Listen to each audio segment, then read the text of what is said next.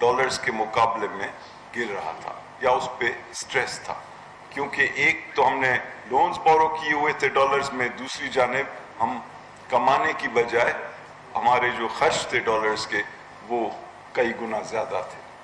تو پہلی کوشش یہ ہوئی کہ اس ایکسٹرنل تھریٹ کو قابو کرنے کے لیے ہم نے کچھ امیڈیٹ سٹیپس لیے پچھلے چند مہینوں میں، اور اس میں کیا سٹیپس لیے گئے؟ ایک تو یہ کہ یہ جو ہمارا کرنٹ اکاؤنٹ ڈیفیسٹ ہے اس کو کیسے کم کیا جائے، تو اس کے لیے امپورٹس یعنی باہر سے جو چیزیں آتی ہیں ان کو کم خریدنے کے لیے ان پر ٹیرفز لگائے گئے، اور خاص طور پہ جو لگژری آئٹم ہیں، جو فنشڈ پروڈکٹس، اور یہی سلسلہ اس بجٹ میں بھی برقرار ہے۔ اور اسی وجہ سے کرنٹ اکاؤنٹ ڈیفیسٹ جو ہے، جس کی $20 بلین اماؤنٹ تھی جب یہ حکومت آئی، اس سے اس سال کے دوران جب یہ سال مکمل ہو رہا ہے تو $13.5 بلین تک لایا گیا، یعنی اس میں تقریباً $7 بلین کی کمی کی گئی۔ اور اب جو نیا بجٹ ہم پیش کر رہے ہیں اس میں ایسے اقدامات تجویز کیے گئے ہیں کہ اس نمبر کو جو کرنٹ اکاؤنٹ ڈیفیسٹ ہے اس کو 13.5 سے گرا کر $7 بلین تک لے جایا جائے، تو یہ ایک اچھی کامیابی ہوگی، اور اس کی وجہ سے جو ایکسپورٹ اور امپورٹ میں گیپ ہے وہ کم ہوگا، اور ہمیں اپنے جو روپیہ ہے، جو کرنسی ہے، اس پہ پریشر بھی کم کرنے میں مدد ملے گی۔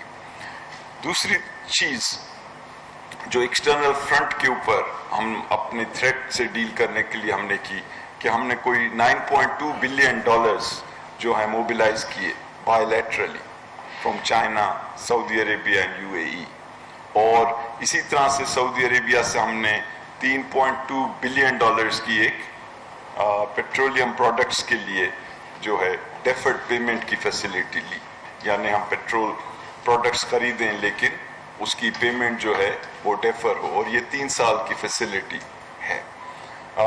ساتھ ہی ساتھ اسلامک ڈیولپمنٹ بینک سے اسی طرح کی ایک فیسلٹی لی گئی ڈیفرڈ پیمنٹ کی جو $1.5 بلین ہے، اور ایک اور فرینڈلی کنٹری قطر سے ابھی حال ہی میں معاہدہ ہوا $3 بلین کا، اور انہوں نے بھی پہلا $0.5 بلین ٹرانسفر کر دیا ہے ہمارے ریزروز میں۔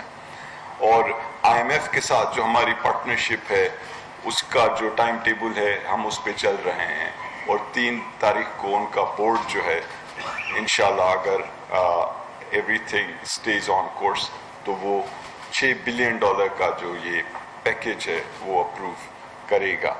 اور اسی سے کیوں لیتے ہوئے ایشین ڈیولپمنٹ بینک نے بھی ہمیں $3.4 بلین کمٹ کیے ہیں، جس میں سے $2.1 بلین جو ہیں اس آنے والے سال میں ڈسپرس ہوں گے، اور اسی طرح کی امید ہم ورلڈ بینک سے بھی رکھ رہے ہیں۔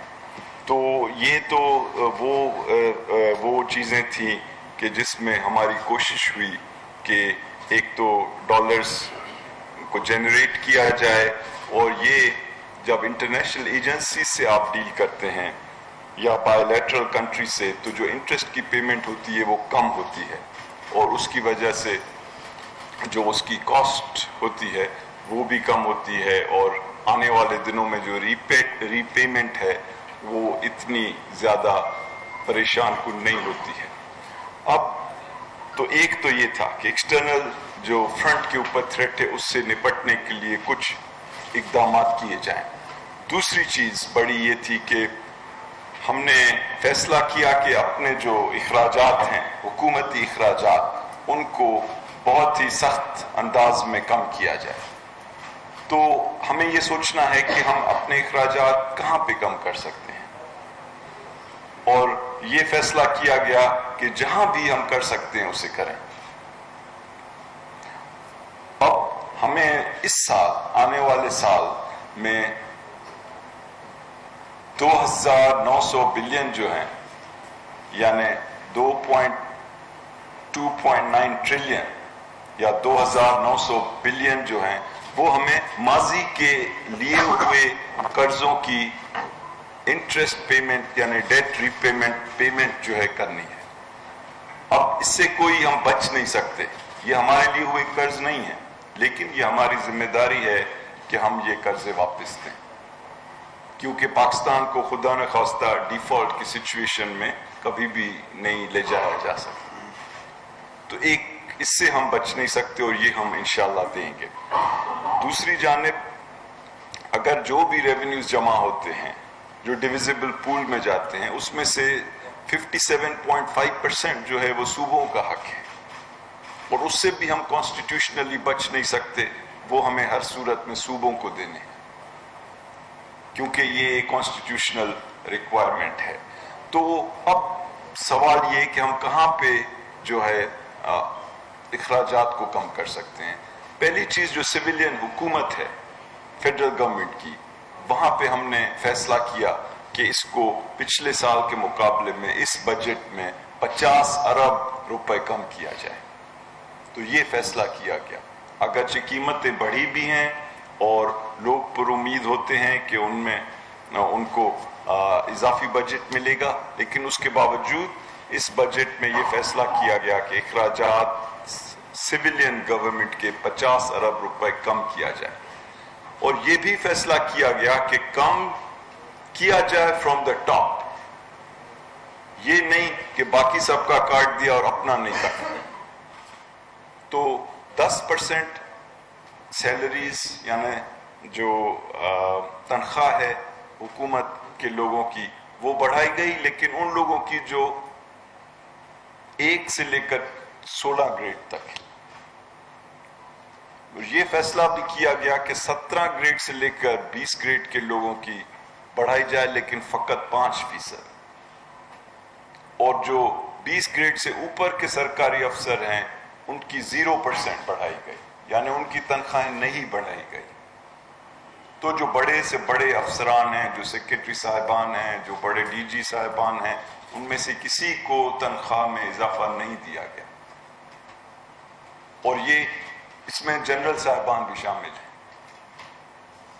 چاہے وہ سویلین بڑے لوگ تھے یا آرم سروسز کے بڑے لوگ تھے، ان کی سیلریز نہیں بڑھائی گئی. اور کابینہ کی تنخواہ گھٹائی گئی، 10% جو ہے کابینہ کے ممبران کی گھٹائی گئی. تو یہ ایک میسج ہے کہ یہ جب ہم کہتے ہیں کہ کفایت شعاری ہو، ہم اپنی حیثیت سے چلیں، تو it starts at the top.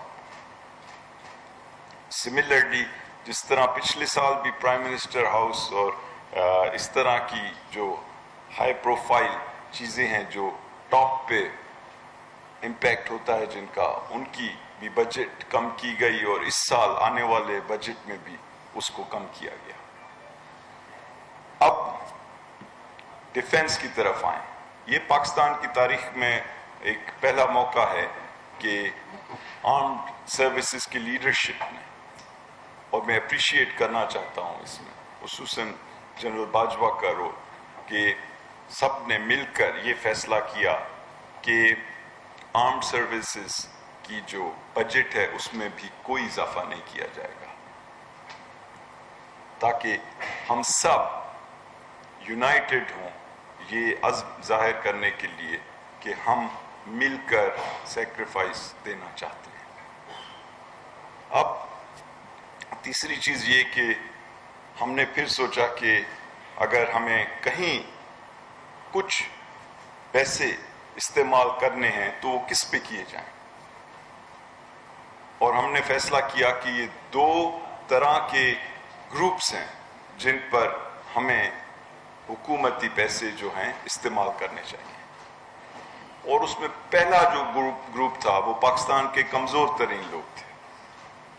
ہم نے کہا کہ اگر حکومت کوئی پیسہ کہیں خرچ کرے گی تو وہ پاکستان کے جو کمزور طبقے ہیں، جو بھولے ہوئے طبقے ہیں، جو ماضی میں پیچھے رہ گئے ہیں، ان طبقوں کے اوپر خرچ کیا جائے گا. اور اسی لیے جو ہمارا سوشل سیفٹی نیٹ ہے، یعنی جو پروٹیکٹ کرتا ہے کم آمدنی والے لوگوں کے لیے، غریب لوگوں کے لیے، ان بیواؤں کے لیے جو اپنے گھر کی ہیڈ ہیں اور چلا رہی ہیں، اس کے لیے جو بجٹ ہے اس کو دگنا کیا گیا. پچھلے سال یہ 100 ارب تھا، اس سال اسے بڑھا کر 191 ارب کیا گیا. اور اس میں لوگوں کو خصوصاً خواتین کو کیش ٹرانسفرز دیے جائیں گے. اس میں صحت کارڈ بنایا جائے گا کہ اگر کوئی غریب بیمار ہو جاتا ہے تو ایسے نہ ہو کہ وہ ساری عمر کے لیے مقروض ہو جائے، بلکہ اس کو ایک ہیلتھ انشورنس کی پروٹیکشن ہو. تو یہ صحت کارڈ بھی ان کو دیا جائے گا، اور اسی طرح کی چیزیں ان کو پروٹیکشن کے لیے دی جائیں گی. دوسری چیز جو ہم نے کی، اگین کمزور ترین لوگوں کی پروٹیکشن کے لیے، ان کی حفاظت کے لیے، وہ یہ کیا کہ اگر خدا نخواستہ بجلی کی قیمت بڑھتی ہے، کیونکہ اگر باہر کی دنیا میں تیل کی قیمتیں بڑھیں تو پھر یہاں پہ اس کا اثر پڑتا ہے بجلی کی قیمت پر، کیونکہ تیل استعمال ہوتا ہے بجلی بنانے میں. تو ہم نے یہ فیصلہ کیا کہ اگر کبھی تیل کی قیمت بڑھنے کی وجہ سے بجلی کی قیمت بڑھے تو پاکستان کے جو چھوٹے کنزیومر ہیں، چھوٹے صارفین جو ہیں، جو 300 یونٹ سے کم بجلی استعمال کرتے ہیں، جو ایک پنکھا اور 2 بلب استعمال کرنے والے لوگ ہیں، ان کے اوپر اضافی بوجھ نہ پڑے. اور اس کے لیے 216 ارب رکھے گئے ہیں بجٹ میں، اور 75% جو اسمال، جو چھوٹے ترین الیکٹریسٹی کے یوزر ہیں، ان پہ مزید بوجھ نہیں ڈالا جائے گا. یہ تیسری چیز ہم نے سوچی کہ وہ کون سا علاقہ ہے یا کون سے لوگ ہیں جو کہ سب سے پیچھے رہ گئے ہیں پاکستان میں، اور یہ طے پایا کہ یہ قبائلی علاقے کے لوگ ہیں، جو فاٹا کے ڈسٹرکٹس جو اب مرج ہو رہے ہیں خیبر پختونخوا میں، وہاں کے لوگ ہیں کہ انہوں نے جنگ بھی دیکھی ہے، ٹیررزم بھی دیکھی ہے، کاؤنٹر ٹیررزم بھی دیکھی ہے، اور تمام دقتیں صحیح ہیں. تو اس کے لیے 152 بلین رکھے گئے اس بجٹ میں. اور پھر جب پی ایس ڈی پی کی بات آئی کہ ترقیاتی پروگرام، تو ایک مشکل سچویشن کے باوجود اس میں اضافہ کیا گیا، اور پچھلا جو سال گزر رہا ہے اس میں یہ نمبر 550 بلین یا 650 بلین کے قریب ہوگا، لیکن آنے والے سال کے لیے 925 بلین رکھے گئے. اب جو پی ایس ڈی پی کا ہے اس میں بھی خصوصی طور پہ ان علاقوں کو توجہ دی گئی جیسے بلوچستان ہو یا جنوبی پنجاب ہو، یا وہ علاقے جو پہلے جو ہے ایک طرح سے اٹینشن نہیں ملی تھی جنہیں. اب چوتھی چیز کہ ہم نے دوسرا کون سا گروپ ہے جس کو ہم نے سمجھا کہ انہیں بھی مدد کی جائے. یہ گروپ پاکستان کی جو معیشت چلانے والے لوگ ہیں، یعنی پاکستان کی انڈسٹری چلانے والے لوگ ہیں، جس کی چلنے کی وجہ سے لوگوں کو جابز ملتی ہیں، جس کے چلنے کی وجہ سے انڈسٹری کی پروڈکشن بڑھتی ہے، اور جس کے چلنے کی وجہ سے ایکسپورٹس بڑھتی ہیں. تو ہم نے اپنے انڈسٹریلسٹ کے لیے کیا رکھا اس بجٹ میں؟ ہم نے کہا آپ کو بجلی جو ملے گی وہ سبسیڈائزڈ ہوگی، یعنی حکومت اس میں شیئر کرے گی بلز دینے میں.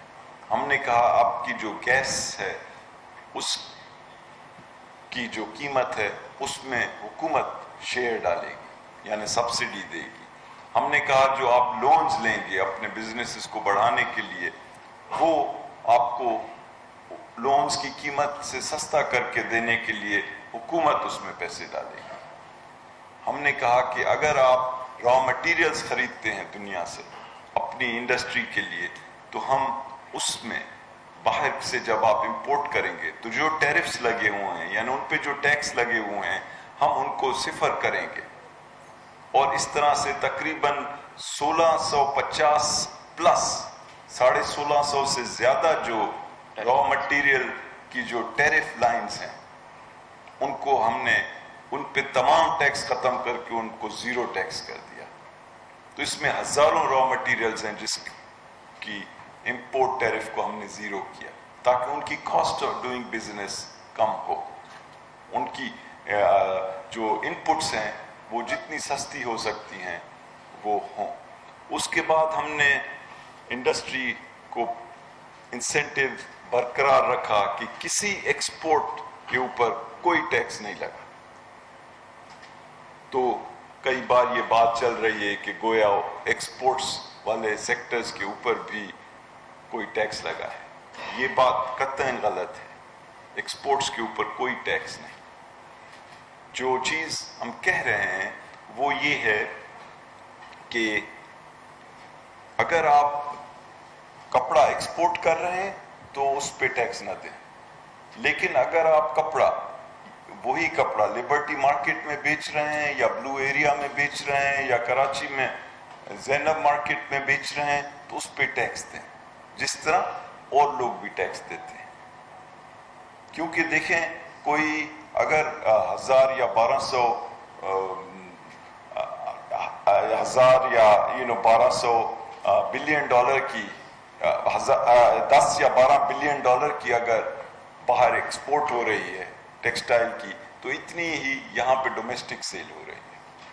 تو اگر آپ 12 بلین ڈالر کی پاکستان میں کپڑا بیچ رہے ہیں تو اس کی کوئی 2000 ارب بن جاتی ہے قیمت. اب آپ کو پتا ہے کہ کتنا ٹیکس ہمیں ملتا ہے اس میں سے. اس 2000 ارب کے یا 1800 ارب کے کپڑا بکنے پہ ہمیں 6 ارب روپے ٹیکس ملتا ہے. تو ہم یہ گزارش کر رہے ہیں اپنے جو انڈسٹریلسٹ بھائی ہیں کہ ہم آپ کو ہر طرح کی مراعات دینے کو تیار ہیں، لیکن آپ ہمارے ساتھ کوآپریٹ کریں اور ڈومیسٹک سیلز یعنی اندرون ملک جو سیلز ہیں ان پہ آپ ٹیکس دیں. اور یہی ہمارا 5واں ستون ہے اس بجٹ کا.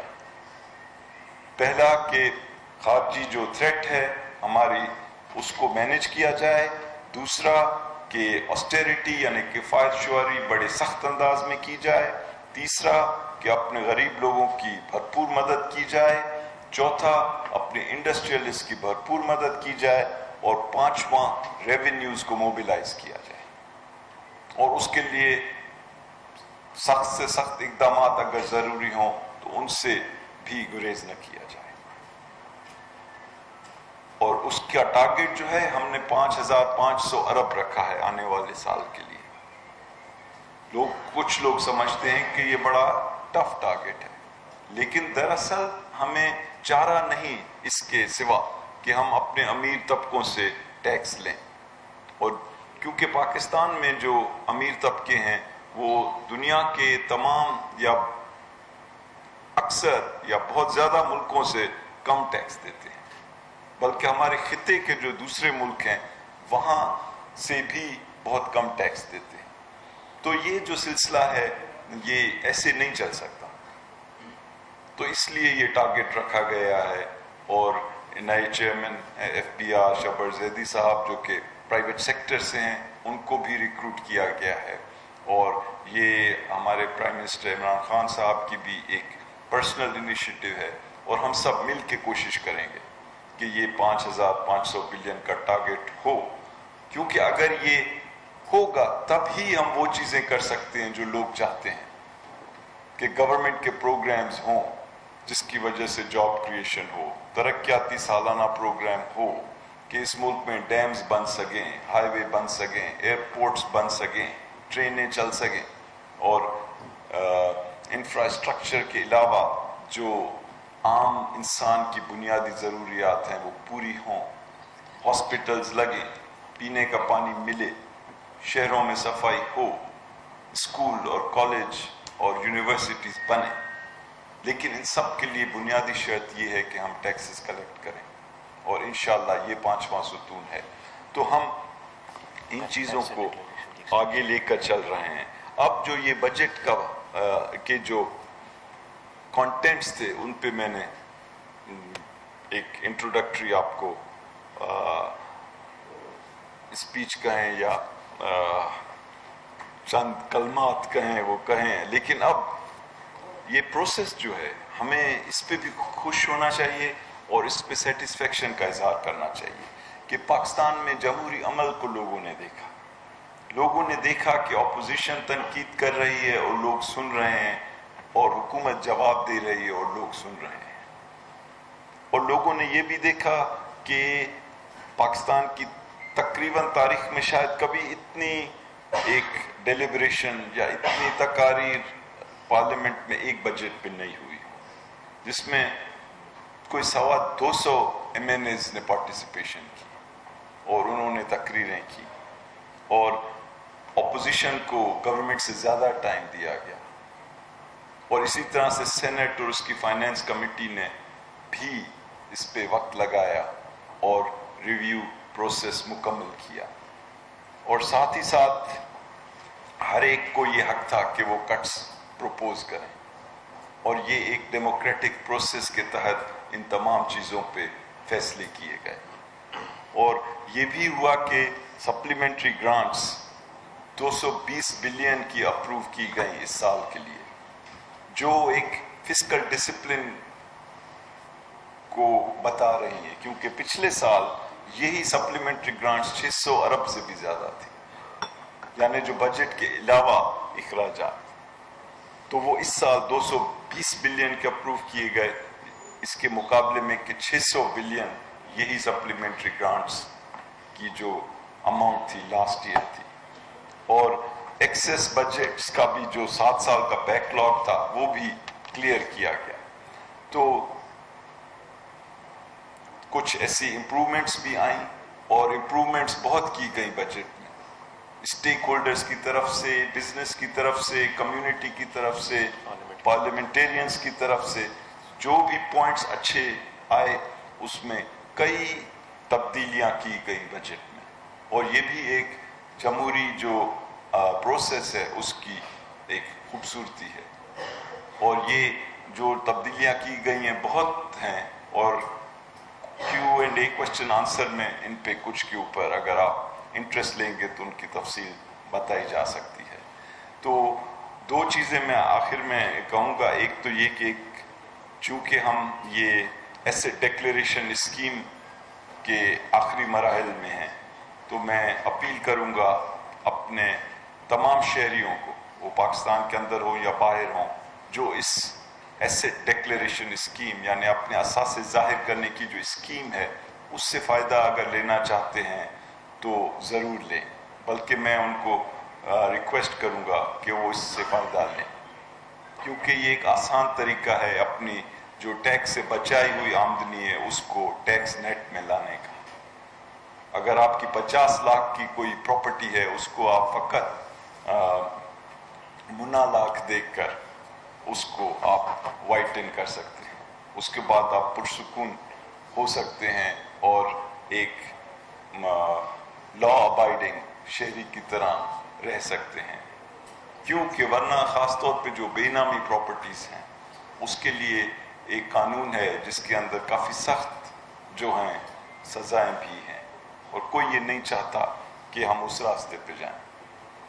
लेकिन एक बेनामी कमीशन जो है, बेनामी कमीशन भी बनाया गया है और उसके बारे में मैं आपको अभी ये ऐलान कर रहा हूँ, जिसका काम ये होगा कि एसेट डिक्लेरेशन स्कीम के बाद वो बेनामी प्रॉपर्टीज़ जो डिक्लेयर नहीं हुई हैं उनके पीछे जा सकती है और यही उसका मैंडेट है। दूसरी चीज़ ये कि जो एसेट डिक्लेरेशन स्कीम है इसमें लास्ट मिनट के ऊपर काफ़ी जो है इंटरेस्ट आ रहा है और चूँकि कल मंडे भी है तो हम इसको 3 तारीख जो ऑफिस आवर्स हैं उस तक लोगों को एक लास्ट अपॉर्चुनिटी दे रहे हैं इसको हम, ताकि अगर कोई इन प्रोसेस है और उसको दिक्कत हो रही है अपना काम ख़त्म करने में तो इनको ये इजाफी वक्त दिया जाए till the banking hours on the 3rd। ठीक है, 3 रोज जी। तो हम सब लोग यहाँ पे मौजूद हैं, मेरे साथ हमाद अजहर साहब हैं जिन्होंने बहुत अच्छे अंदाज में बजट के जो पैसेज है उसमें अपना रोल अदा किया है। शब्बर जैदी साहब हैं जिन्होंने बहुत मेहनत से ये फाइनेंस बिल और रेवेन्यू टारगेट्स जो हैं बनाए हैं और of course our information minister is here.